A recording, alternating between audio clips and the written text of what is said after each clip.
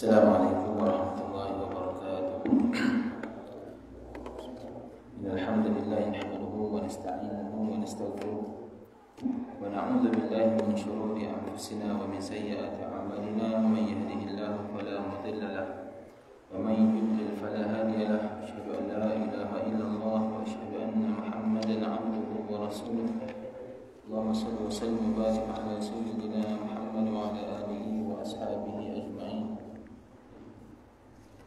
Rabbi shrah li sadri wa yassir li amri wahlul 'uqdatam min lisani yafqahu qawli. Subhanaka la 'ilma lana illa ma 'allamtana innaka antal 'alimul hakim wa la hawla wa la quwwata illa billahil 'azim. Alhamdulillah, kita bersyukur Allah Subhanahu wa taala pada malam yang bahagia ini dapat kita berkumpul dalam Allah Taala. Mudah-mudahan Allah Subhanahu wa taala merahmati dan memberkati hidup kita pada hari ini dan seterusnya insya-Allah.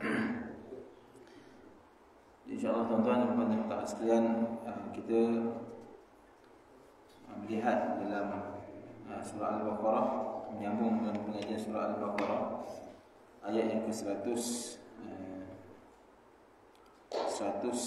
ayat yang ke-200, ayat yang ke-200, 201, 202, 203 kalau sebab insyaAllah 201 hingga 203. Ayat 203 ni ayat yang menjadi ayat penutup dalam perbincangan kita dalam berkaitan dengan perkara haji di dalam surah ini.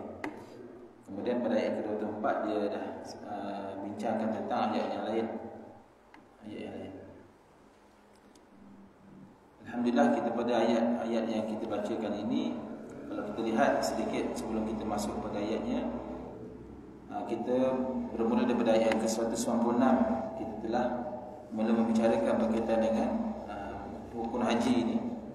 Di antaranya Allah SWT menyebutkan bahawa apabila kita melakukan ibadah haji dan umrah, hendaklah semata-mata kerana Allah SWT. Tidak boleh kita melakukan ibadah haji dengan tujuan-tujuan lain. Kemudian di sana Allah SWT juga membantu kita dalam urusan haji ini, iaitu dari sudut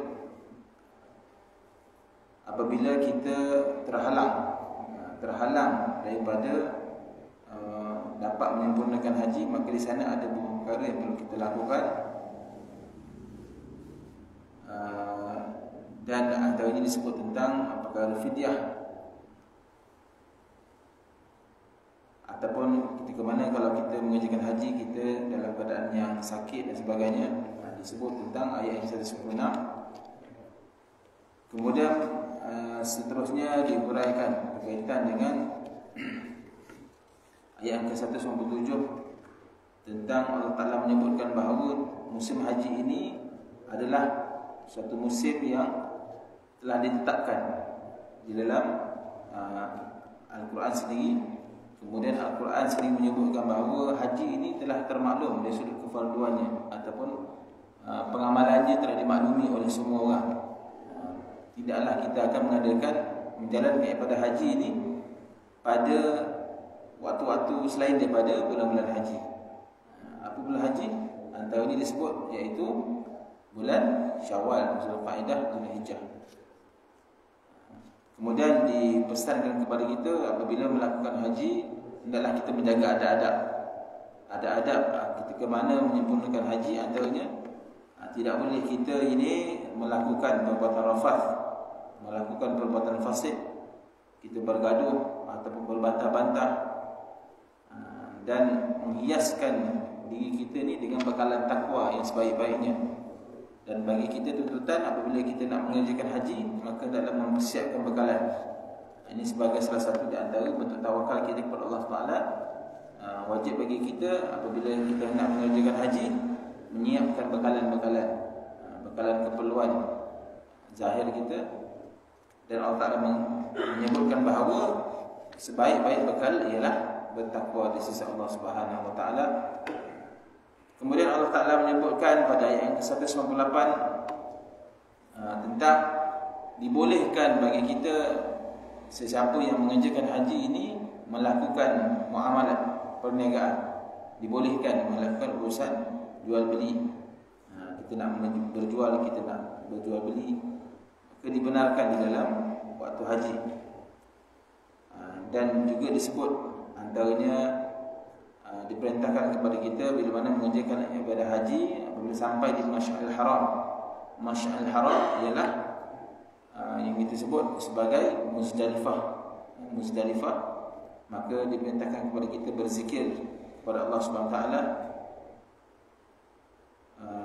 Dan kita lihat pada ayat yang seterusnya, ayat 199, kemudian Allah Ta'ala menyebutkan juga yang sama, iaitu berkaitan dengan seterusnya apabila kita telah melakukan ibadah haji, menyempurnakan ibadah haji di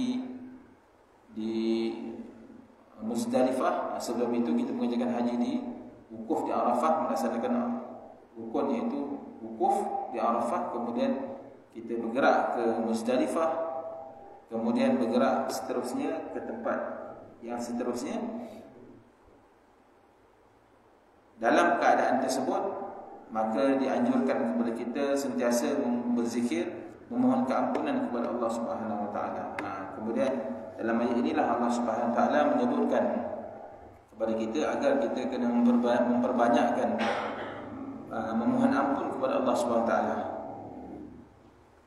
Ibadah haji ni dia satu perkara yang berkaitan dengan berapa banyaknya kita ini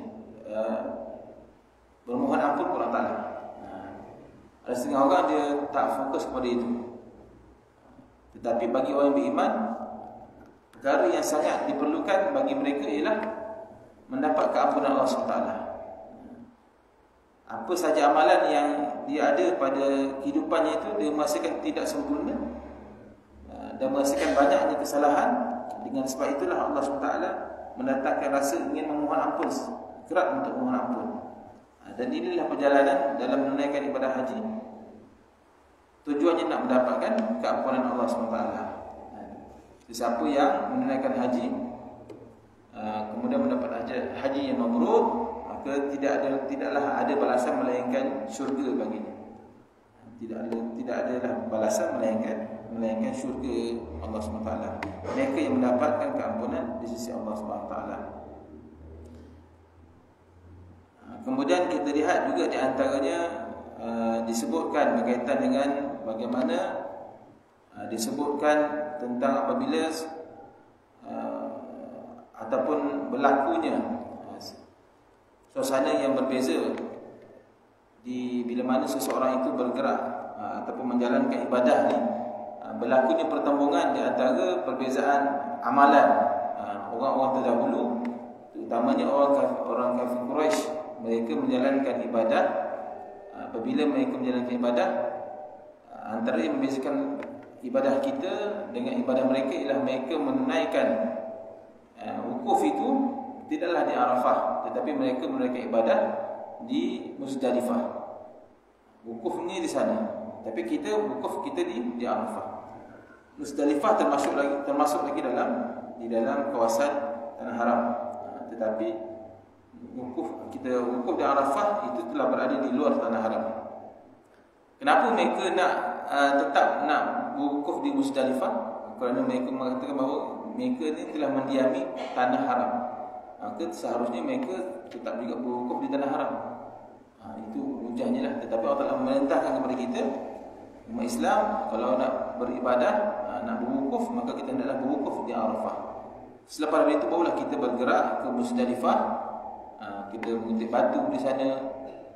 Selepas daripada itu, sehinggalah kalau ada seafdal-afdalnya sampai waktu pagi, boleh kita bergerak ke Mina. Maka ini di antara perjalanan haji yang bagi kita kena laksanakan dengan sebaik-baiknya apabila kita berpeluang menunaikan ibadah haji. Di dalam ayat yang ke-199 ini juga Allah SWT mengajarkan kepada kita cara kita memohon keampunan kepada Allah SWT adalah dengan kita beristighfar. Istighfar yang terbaik ialah sayyidul istighfar, iaitu disebutkan Allahumma anta rabbi la ilaha illa anta khalaqtani wa ana 'abduka wa ana 'ala 'ahdika wa wa'dika mastata'. A'udzu bika min syarri ma sana'tu wa abu'u laka bi ni'matika 'alayya wa abu'u bi dhanbi faghfir li fa innahu la yaghfiru dhunuba illa anta.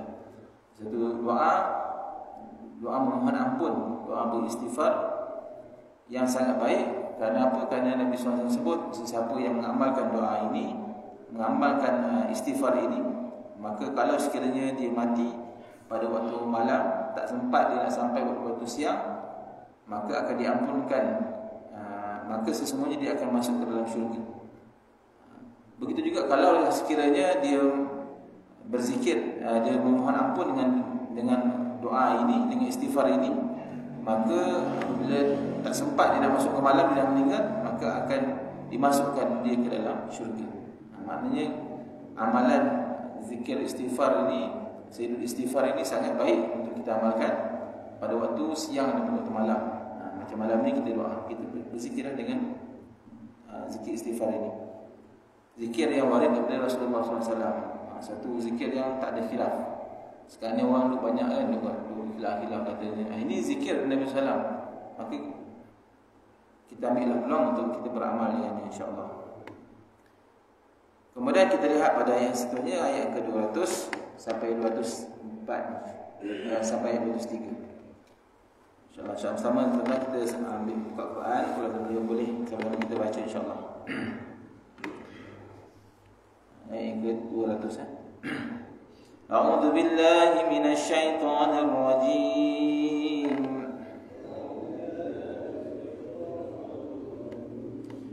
Bismillahirrahmanirrahim.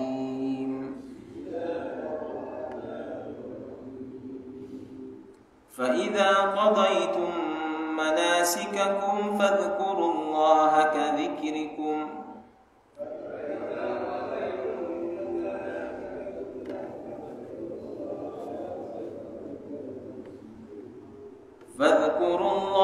كَذِكْرِكُمْ آبَاءَكُمْ أَوْ أَشَدَّ ذِكْرًا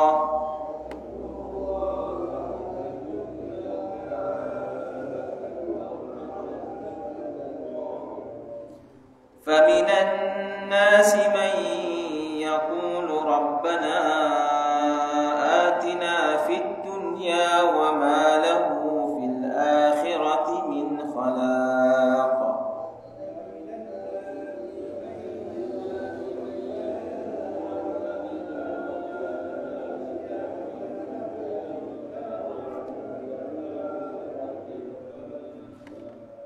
وَمِنْهُمْ مَن يَقُولُ رَبَّنَا آتِنَا فِي الدُّنْيَا حَسَنَةً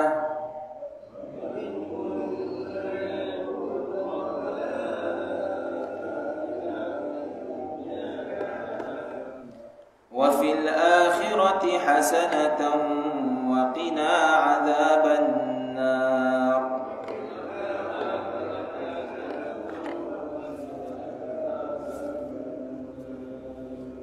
أولئك لهم نصيب مما كسبوا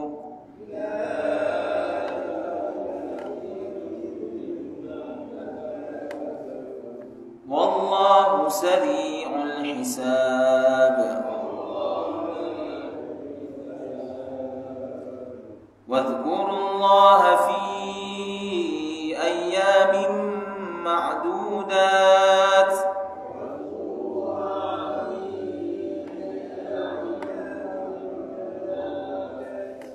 فمن تعجل في يومين فلا إثم عليه ومن تأخر فلا إثم عليه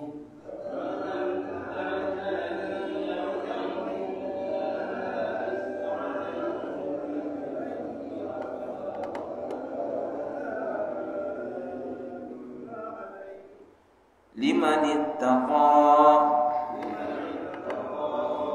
واتقوا الله واعلموا أنكم إليه تحشرون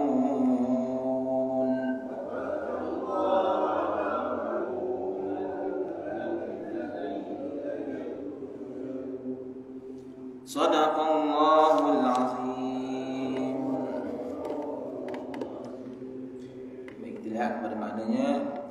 Pada ayat yang ke-200 Allah Ta'ala berfirman, apabila kamu telah menyelesaikan ibadah hajimu, maka berzikirlah dengan menyebut Allah sebagaimana kamu menyebut membangga-banggakan nenek moyangmu, atau bahkan berzikirlah lebih banyak daripada itu.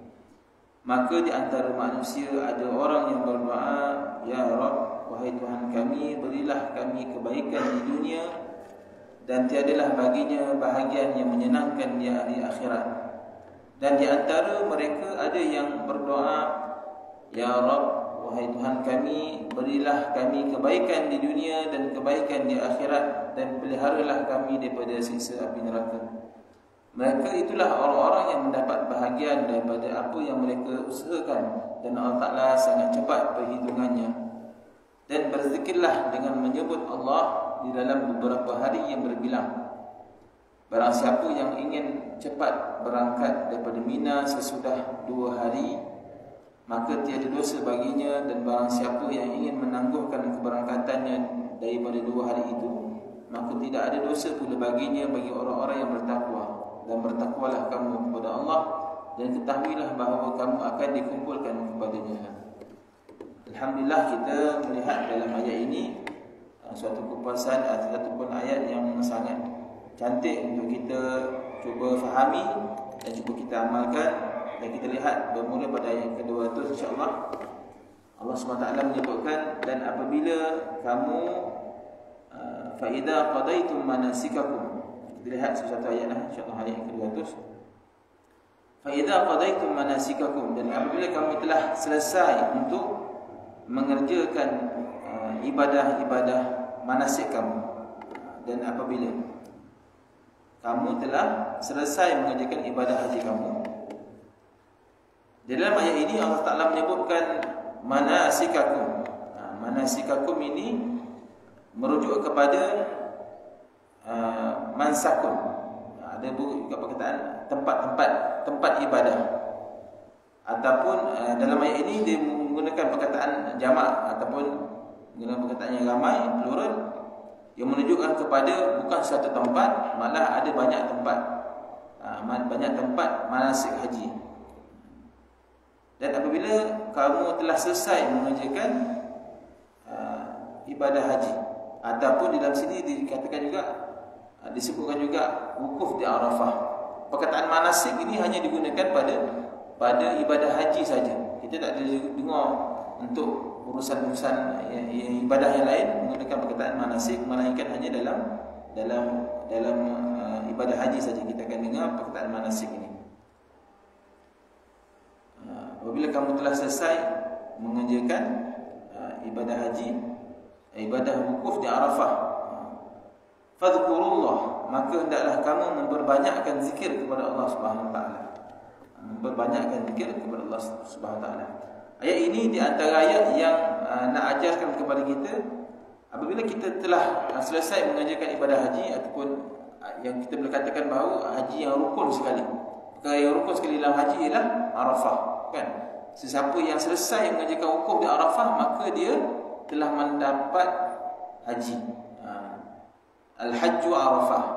Maksudnya haji ini kuncinya pada Arafah. Kalau kita dapat buat benda lain tapi Arafah kita tak sempat, maka tak namakan kita sebagai haji. Tak sempurna haji kita, tak dapat haji kita. Kena ulang balik pergi tahun depan. Ini betapa haji ini sangat teratur dan sangat khusus dia punya ibadahnya. Tak boleh kita sambil lewa. Kalau terlepas memang kena tunggu tahun depan. Dia punya cara dia sangat teliti dan kita kena berhati-hati. Apabila kamu telah selesai, maka hendaklah kamu memperbanyakkan zikir kepada Allah SWT. Jadi ayat ini menunjukkan kepada kita apakah amalan-amalan yang boleh kita lakukan, yang perlu kita lakukan setelah kita mengerjakan ibadah wukuf di Arafah, ataupun kita telah selesai mengerjakan ibadah haji. Apakah amalan yang patut kita lakukan? Maka dalam ayat ini Allah Ta'ala menyebutkan bahawa fadhkurullah. Apa amalannya? Hendaklah kamu memperbanyakkan zikir kepada Allah SWT. memperbanyakkan zikir kepada Allah SWT. Kalau ayat sebelum ini, pada ayat ke-159, Allah SWT mengajarkan kepada kita, hendaklah kita memperbanyakkan beristighfar. Maka turutannya ialah hendaklah kita memperbanyakkan beristighfar, kemudian kita berzikir, dan yang ketiga kita berdoa. Ini turutannya. Semua juga macam kita nak lepas sembahyang pun sama, kan? Lepas kita sembahyang kita beristighfar, kemudian kita berzikir. Berzikir baru kita berdoa. Maka itulah di antara turutan yang sepatutnya kita lakukan dalam kita mengerjakan ibadah. Tak boleh kalau kita lepas mengerjakan ibadah tu nak doa je. Maka tak berapa tepat cara kita beribadat. Maka ibadat yang perlu kita lakukan pertama sekali ialah dengan kita memohon ampun kepada Allah SWT terlebih dahulu. Kenapa kita kena memohon ampun terlebih dahulu? Pertama, sebagaimana ayat ini mengajarkan kepada kita, adalah kita memperbanyakkan beristighfar. Wastaghfirullah, innallaha ghafurur rahim. Sesungguhnya Allah itu maha pengampun lagi maha mengasihani. Sebab apa? Sebab Allah SWT nak bagi peluang kepada kita dapat masuk ke dalam syurga. Sebab itu Allah Ta'ala meminta kepada kita, kalau kita mengerjakan ibadah, pertama sekali selepas selesai ibadah, minta ampun. Sebenarnya melakukan dalam banyak ibadah, Allah Ta'ala akan suruh kita memulakan dengan memohon ampun. Tuan-tuan perasan atau tidak, kan? Kalau kita dapat kemenangan pun Allah Ta'ala suruh kita memohon keampunan. Dapat apa sajalah, dapat kebaikan ke, dapat apa, benda pertama kita kena minta ampun. Kita kena minta ampun. Dalam surah An-Nasr, idza jaa nasrullahi wal fath wa ra'aitan nas yadkhuluna fi dinillahi afwaja fasabbih bihamdi rabbika wastaghfir. Dalam ayat ini Allah Ta'ala perintahkan supaya bertasbih, kemudian Allah Ta'ala suruh memohon ampun. Ini dalam konteks bila mana mendapat kemenangan. Allah Ta'ala berikan peluang Fathu Mekah, buka Mekah, Islam dapat menawan kota Mekah pada ketika itu. Kemudian dianjurkan kepada kita, masa itu pada ketika itu ramai orang masuk Islam. Bila ramai orang masuk Islam, maka apa yang diajarkan kepada kita ialah bila kita nampak keadaan tersebut, banyak akan memuji Allah Ta'ala, kemudian memohon ampun. Nampak? Memohon ampun pun perlu. Dalam setiap aspek ibadat kita, memohon ampun sangat diperlukan. Apatah lagi dalam kita mengerjakan ibadah haji ini. Maka hendaklah kita memperbanyakkan memohon keampunan kepada Allah SWT. Yang pertama, kemudian barulah kita masuk kepada zikir-zikir, dan seterusnya kita berdoa kepada Allah SWT. Fadhkurullaha ka dzikrikum aba'akum. Maka hendaklah kamu banyak memperbanyakkan zikir. Zikir ini antara talbiyah, kita bertahlil, bertakbir dan lain-lain. Ka dzikrikum aba'akum aw ashadda dzikra. Sebagaimana yang nenek-nenek moyang kamu, yang sebagaimana yang kamu banggakan dengan nenek-nenek moyang kamu. Dalam ayat ini Allah Ta'ala menyebutkan tentang pada ketika itu orang kafir Quraisy ni, ataupun orang Quraisy, ataupun di kalangan mereka yang menunaikan ibadah haji. Bila mana mereka menunaikan ibadah haji, bila mana mereka selesai antara satu tempat ni menunaikan ibadah haji ni, mereka banyak memuji nenek moyang mereka berbanding mereka memuji Allah Ta'ala. Daripada sudut mana? Contohnya, bila mana mereka sampai di musim haji, mereka wukuf contohnya. Maka di kalangan mereka mengenai haji ni, banyak yang kata, waktu ni lah dekat wukuf Arafah ni, bapa aku dulu banyak bagi makan kat sini. Kat sinilah tempatnya, kat wukuf ni lah banyak aku bagi makan. Bapa aku bagi makan. Bapa aku bagi makan kat orang. Apa lagi? Ada susah-susah bapa aku, atuk aku mudahkan orang urusan. Dia memuji-muji, memperbanyakkan memuji nenek moyang dia, memuji bapa dia, memuji ahli keluarga dia. Ada yang kata, kat sinilah, ni bila dia buat salah ni, bila kena dam, kena diat, bapak aku tanggungkan, bayarkan. Dia cerita. Dia memuji, dia memperbanyakkan memuji orang lain. Memuji bapak saudara dia, memuji bapak dia, atuk dia. Dia puji dekat situ pada ketika dan saat itu dalam ketika mana mengerjakan haji. Maka Allah Ta'ala menegur perkara ini. Yang patut dilakukan ialah memuji Allah Subhanahu Wa Ta'ala. Memuji Allah Subhanahu Wa Ta'ala. Tak boleh kita bila dalam keadaan tersebut kita memperbanyakkan memuji orang lain. Sedangkan yang patut kita puji pada ketika itu hanyalah semata-mata Allah Subhanahu Wa Ta'ala. Berzikirlah kepada Allah setelah selesai melaksanakan manasik haji. Memperbanyakkan berzikir kepada Allah Subhanahu Wa Ta'ala.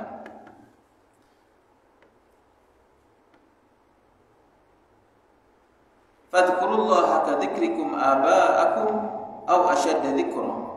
Ataupun kamu kena banyakkan lagi berzikir kepada Allah SWT.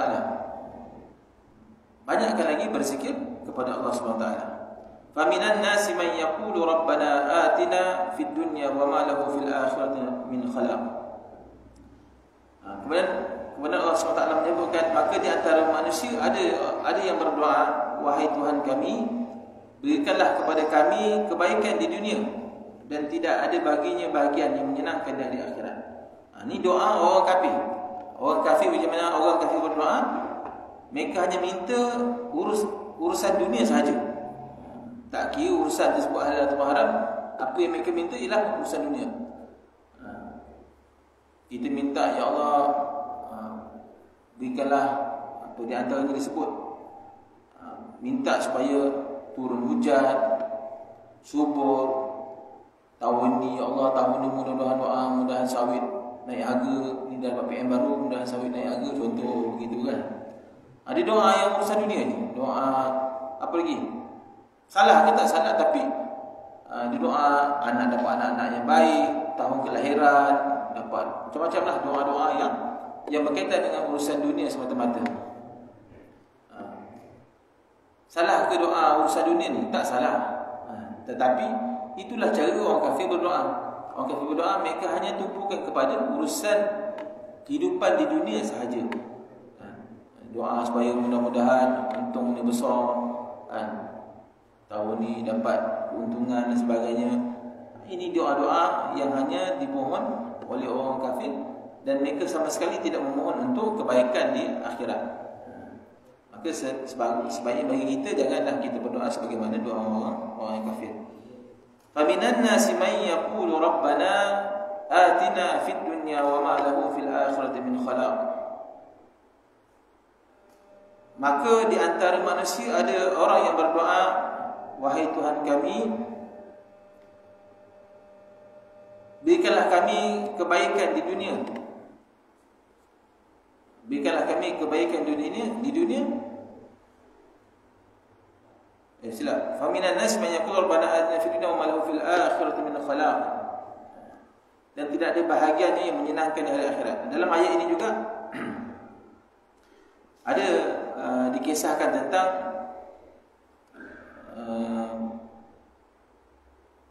bila mana satu peristiwa Nabi SAW menjenguk seorang sahabat, seorang Muslim. Disebut dalam hadis ini Rasulullah SAW ada rajulan minal muslimin.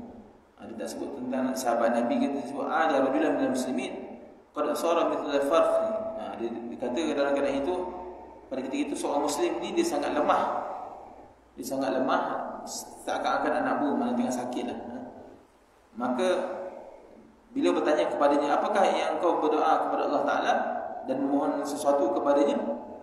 Maka dia menjawab, ya, aku mengucapkan, ya Allah, jika engkau menetapkan sisaan kepadaku di hari akhirat, maka timpakanlah kepadaku lebih awal di dunia ini. Di dunia ini, itu doa ni. Ya Allah, kalau engkau nak siksa aku di hari akhirat nanti, kau berikanlah, timpakanlah, bagilah azab tu di dunia, janganlah ke akhirat. Gitu kan doa dia. Maka Nabi sebut, subhanallah, maha suci Allah, kenapa kamu doa macam tu? Nabi sebut, kenapa kamu doa macam tu? Kamu takkan mampu untuk hadapi. Kalau Allah Ta'ala berikan, gantikan kat dunia, kamu takkan mampunya. Sepatutnya kamu doa Rabbana atina fid dunya hasanah wa fil akhirati hasanah wa qina adzabannar. Sepatutnya kamu kena doa, ya Allah yang Tuhan kami, berikanlah kami kebaikan di dunia dan juga kebaikan dari akhirat, dan jauhkanlah kami daripada siksa azab api neraka. Itulah doa yang Nabi anjurkan kepada lelaki tersebut untuk berdoa. Maka berkata, qala fada'allahu fasyafahu. Maka dia pun berdoa dengan doa itu, dia minta kebaikan di dunia, kebaikan di hari akhirat, maka Allah SWT menyembuhkannya. Subhanallah. Itu doa yang boleh kita jadikan sebagai ubat penyembuh. Baik, kita lihat pada ayat yang seterusnya. Faminan nas man yaqulu rabbana atina fid dunya wa ma lahu fil akhirati min khalaq wa minhum man yaqulu rabbana atina fid dunya hasanah wa fil akhirati hasanah wa qina adzabannar. Ya Allah wahai Tuhan kami, berikanlah kami kebaikan di dunia dan kebaikan di hari akhirat, serta peliharalah kami daripada azab api neraka. Ini doa Allah Ta'ala mengajarkan kepada orang-orang yang beriman. Doa yang betul, doa yang baik, inilah cara dia. Dan juga doa ini juga disebut sebagai jawami'ud doa, doa yang merangkumi semua urusan. Kita kadang-kadang doa minta itu minta ini, doa ini sebenarnya dah mencakupi semua. Kadang-kadang ada doa yang kita minta, kalau spesifik ini kadang-kadang, ya Allah berikanlah aku kekayaan, kan? Berilah aku 1 juta ya Allah bulan ni, contohnya 1 juta. Allah tak bagi kan 1 juta. Minta doa yang bagi kaya kan, ya Allah beri aku mudah, aku tengok orang lain sabit banyak, ya Allah aku pun nak sabit banyak juga, contoh kan, dapat banyak duit. Tapi Allah tak bagi pada kita kan. Doa tu baik, doa tu baik, taklah doa tu buruk, doa tak buruk, tapi Allah tak bagi pada kita. Maknanya mungkin ada kebaikan di situ. Mungkin kalau kita Allah Ta'ala bagi, kita sombong. Dulu hanya pergi semayang, pergi masjid, kan, pergi kuliah, bila dapat duit 1 juta, tak nampak tidur. Gimana? Lancung aja kerjanya. Duit banyak kan, kuliah ada lupa, contoh. Mungkin dengan sebab itu Allah Ta'ala tak bagi kepada kita. Tak jadi kebaikan kepada kita. Jadi mungkin apa yang kita minta pada hari ini, itulah kebaikannya. Tak ada masalah. Sebab tu doa ini merangkumi semua doa. Kita minta apa pun boleh. Tapi janganlah boleh kalau kita nak doa ni saja pun boleh. Ada sampai guru saya pernah sebut, kalau kamu lepas sembahyang kalau tak sempat nak doa pun, kan kita kena kan, pertama kita kena istighfar. Lepas sembahyang kita istighfar, astagfirullah. Lepas tu kita kena zikir kan. Zikir jangan tinggal. Subhanallah, alhamdulillah, akbar. Lepas tu kena doa.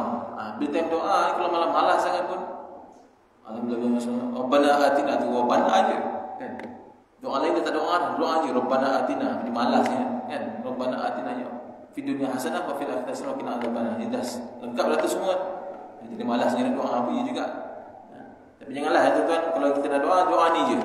Habis ustaz cakap semua dah merangkumi. Memanglah boleh kita nak doa ni kan. Kita juga boleh nak doa mana lain, boleh, tak ada masalah. Tapi doa ini dikatakan oleh ulama, dia mencakupi semua urusan kebaikan di dunia dan hari akhirat. Kita selamat daripada masalah di dunia, selamat masalah di hari akhirat, dan kita terpelihara daripada azab api neraka. Wa minhum man yaqulu rabbana atina fid dunya hasanah wa fil akhirati hasanah wa qina adzabannar. Kebaikan di dunia ni apa maksud dia? Kebaikan di dunia dalam kitab tafsir dia menyebutkan mencakupi segala permintaan yang bersifat duniawi. Antara ini berbentuk kesihatan. Kita minta diberikan kesihatan. Ya Allah, lutut aku sakit ya Allah.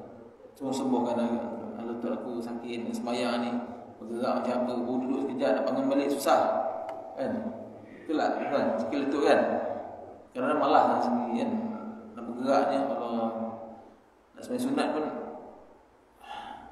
gitu kan dia punya. Kita minta supaya diberikan. Sebab itu doa yang berbentuk duniawi.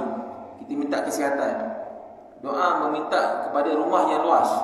Rumah yang luas kita minta, ya Allah berikan keluasan rumah. Siapa tak suka rumah luas? Dah tua tak suka rumah luas, penat nak kemas. Kan? Macam cik tahulah kan. besar sangat, penat mengemas. Kalau rumah 2 tingkat, 3 tingkat lagi lah. Dulu beria masa buat muda-muda, buat rumah 2, 3 tingkat. Dah tua, dah ni apa tu? Dah tak muda lah, dah tak muda. Dah tak muda, tingkat 2, tingkat 3, tingkat 4 tak pergilah. Kan?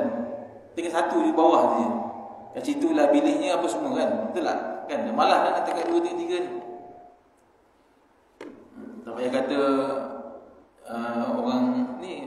orang muda pun kena malah nak tingkat atas. Saya tu pernah sewa rumah 2 tingkat. 2 tingkat. Saya duduk bawah aja. Atas tak nak naik. Semua duduk malah naik atas. Tapi itulah, kita minta rumah yang sangat luas. Itulah antara kebaikan di dunia, rumah luas ni. Semua pula disebut dalam kitab ni. Antara permintaan yang bersifat duniawi ialah antara kita minta isteri yang cantik, suami yang handsome. Itu doa dia kata, ya Allah berikan aku isteri yang cantik, suami yang handsome, rezeki yang melimpah, ilmu yang bermanfaat, amal soleh, kenderaan yang nyaman, kenderaan yang sedap dibawa. Itu doa kebaikan di dunia. Itu juga kita minta berbentuk yang bersifat duniawi. Minta dipuji, semuanya yang dan sebagainya yang tercakup dalam ungkapan para mufassir. Dan semuanya itu termasuk dalam kategori kebaikan di dunia.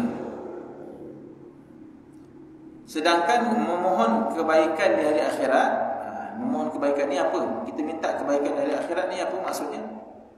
Yang tertinggi sekali ialah kita dapat masuk ke dalam syurga Allah SWT. Dapat masuk ke dalam syurga. Kemudian kita merasa aman daripada ketakutan. Ini termasuk juga dalam perkara kebaikan di hari akhirat.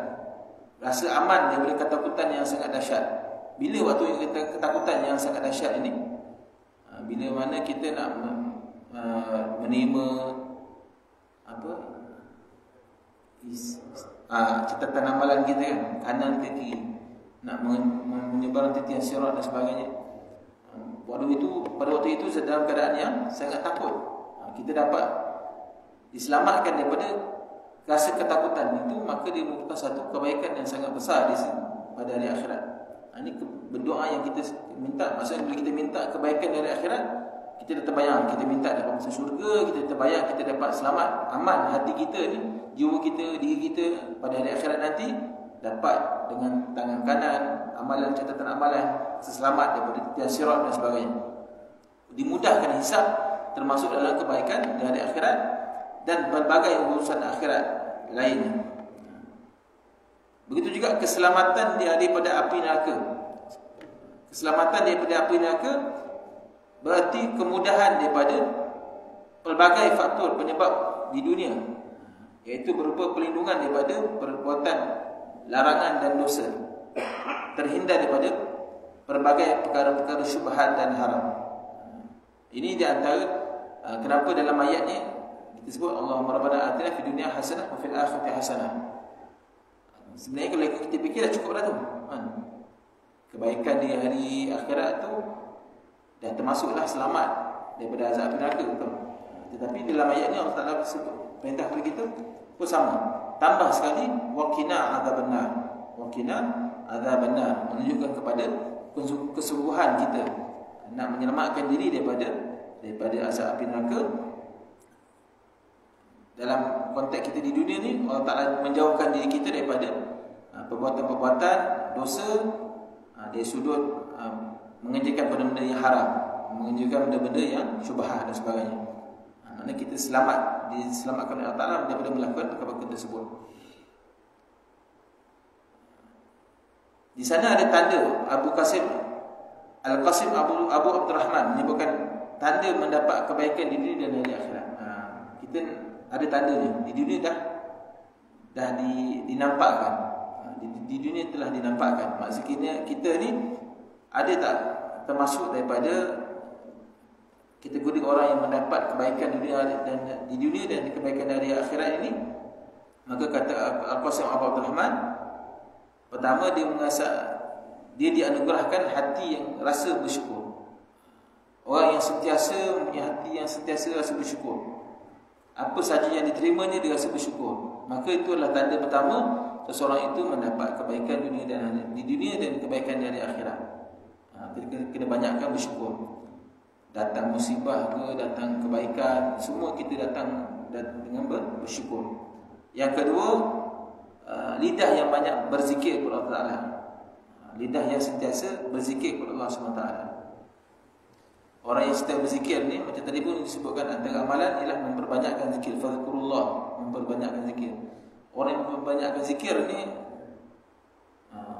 disampai kadang kita tengok, saya pun tak faham orang zikir yang banyak ni, dia dah tak sama macam zikir macam kita subhanallah, subhanallah, subhanallah, subhanallah kan. Dia sampai-sampai dah tak sebut dah. Dia dah hati dah. Dia dah sampai hati. Maknanya dia dah dia tangan dia dah gerak. Hati dah berzikir. Hati dia berzikir. Kerana kita kalau ambil yang jenis amatur ni, biasa kita zikir subhanallah, subhanallah, subhanallah. Tapi orang yang banyak berzikir sehari sampai 10,000 dia zikir, dia dah gini tangan itu je. Itu orang yang sentiasa banyak berzikir sebab hatinya yang berzikir. Hatinya yang berzikir. Dan diri yang sabar. Tanda mendapat kebaikan di dunia dan hari akhirat, orang yang banyak bersabar. Banyak bersabar. 3 benda lah. Pertama, hati yang sentiasa bersyukur, lidah yang sentiasa berzikir, diri yang sentiasa sabar. 3 benda. Diri kita ni kalau ada 3 benda ni, insya-Allah mudah-mudahan kita memperolehi kebaikan di dunia dan kebaikan di hari akhirat. Kerana itulah Nabi SAW menganjurkan memperbanyakkan doa yang tadi. Rabbana atina fid dunya hasanah wa fil akhirati hasanah wa qina adzabannar. Kemudian doa ini juga kalau kita lihat dalam ibadah haji, antaranya diucapkan doa ini ketika mana kita sedang melakukan tawaf kan, di antara rukun Yamani dan juga rukun Hajarul Aswad. Ada 4 rukun. Rukun ni maksudnya sudut di dalam Kaabah tu kan. Kita ke tawaf tu sampai kepada rukun Yamani, nak ke rukun Hajarul Aswad, kita dianjurkan berdoa Rabbana atina fid dunya hasanah fil akhirati hasanah wa qina adzabannar. Hadis lain disebutkan bahawa setiap setiap rukun di Kaabah tu ada 4 rukun tu. Setiapnya ada malaikat. Dan malaikat bila mana mendengar orang yang membaca doa Rabbana atina fid dunya hasanah wa fil akhirati hasanah wa qina adzabannar, maka malaikat ini akan mengaminkan doa tersebut. Maka ini dia antara fadilat, kelebihan kita mengamalkan doa ini bila mana kita sedang menunaikan tawaf di Baitullah. Ulaika lahum nasibun mimma kasabu wallahu sari'ul hisab. Mereka itulah orang-orang yang mendapat bahagian apa yang mereka usahakan, dan Allah Ta'ala sangat cepat hisabnya.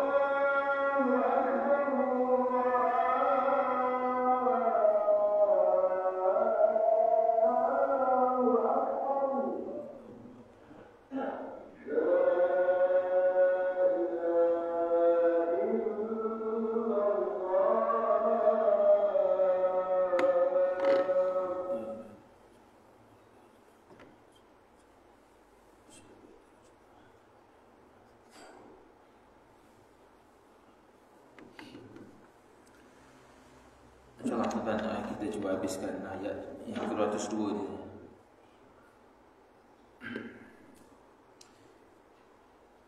Allah SWT menyebutkan dalam ayat yang ke-202 ini, dan mengajarkan kepada kita berdoa, Rabbana atina fid dunya hasanah wa fil akhirati hasanah wa qina adzabannar.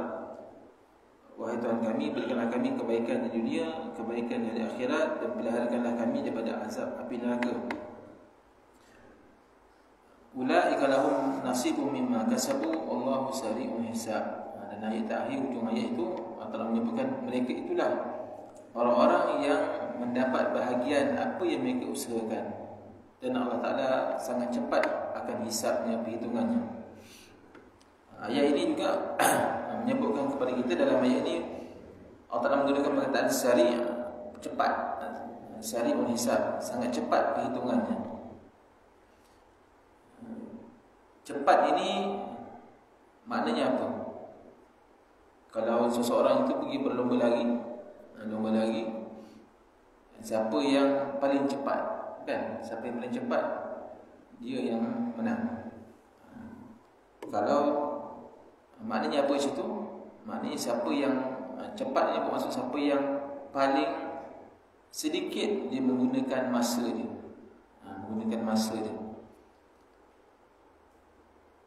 Siapa yang paling sedikit menggunakan masa dia, maka dia lah yang akan mendapat yang dikatakan paling cepat sekali. Itulah, kan betul. Dalam ayat ini disebutkan macam mana seseorang itu boleh cepat. Seseorang itu boleh cepat, iaitu sebab kita menggunakan tenaga kita yang lebih. Orang yang lari itu macam mana dia boleh paling cepat, paling sedikit menggunakan masa, sebab dia dah yang paling banyak mengeluarkan tenaga dia, kekuatan dia untuk dapat kemenangan tersebut lah, kan? Jadi begitu juga kita, mereka yang banyak menggunakan tenaga mereka beribadah kepada Allah SWT, maka sesungguhnya Allah Ta'ala sebut dalam cepatnya kita, dalam banyaknya kita merebut ibadah-ibadah, kita memperbanyakkan amalan-amalan kita ke mana dalam menggunakan dalam menunaikan ibadah haji, dalam urusan-urusan ibadah kita yang lain, apa saja yang kita usahakan, Allah Ta'ala akan lebih cepat lagi perhitungannya, akan lebih cepat pembalasannya kepada kita. Banyak mana kita lakukan, lebih cepat lagi Allah Ta'ala akan membalasnya dalam perhitungannya. Tidak ada apa yang akan Allah Ta'ala tinggalkan. Jadi bagi kita, hendaklah kita memperbanyakkan berzikir kepada Allah SWT, memperbanyakkan istighfar, berzikir, dan kita berdoa kepada Allah SWT. Doa berzikir ini, beristighfar, akan menghapuskan dosa-dosa kita dan mempercepatkan kita mendapat keampunan Allah SWT. Ini sedikit kupasan berkaitan dengan ayat ini. Mudah-mudahan Allah SWT merahmati kita semua. Walaupun ayat ini berkisah tentang ibadah haji, tetapi di sana banyak pengajaran yang boleh kita ambil. Iaitu antaranya kita jangan sampai kita meninggalkan beristighfar, berzikir dan berdoa, kerana itulah di antara kunci kita mendapat kebaikan di dunia dan kebaikan dari akhirat. Allah Ta'ala. Jadi cukup sekadar itu. Kemudian kita akan nyambung pada ayat yang seterusnya pada masa-masa yang akan datang. Sama-sama kita tahu dengan tasbih kafarah, subhanallah wa bihamdihi, asyhadu an la ilaha illa anta, astaghfiruka wa atubu ilaik. Bismillahirrahmanirrahim.